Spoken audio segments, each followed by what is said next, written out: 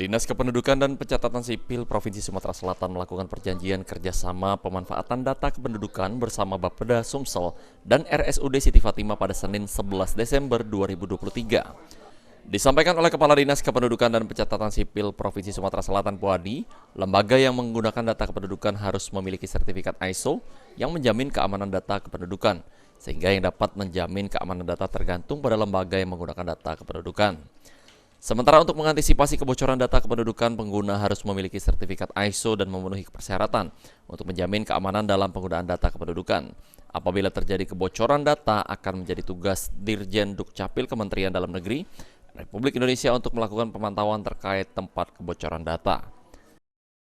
Jadi kalau bicara masalah apakah Dukcapil bisa menjamin keamanan, yang bisa menjamin keamanan itu adalah lembaga pengguna atau pemanfaatan data itu sendiri. Oleh karena itulah mereka harus memiliki ISO tersebut. Untuk antisipasinya Pak, agar tidak ada kebocoran data Pak? Nah, untuk antisipasi itu tadi, karena mereka akses itu sudah memenuhi persyaratan dengan ISO tersebut, jadi mereka lah yang bisa menjamin. Artinya ada kebocoran data, maka tentunya pihak dari Dirjen Dukcapil akan melihat data ini bocornya dari mana. Nah, ini tugas dari Dirjen Dukcapil Kemendagri. Eki Saputra, PAL TV.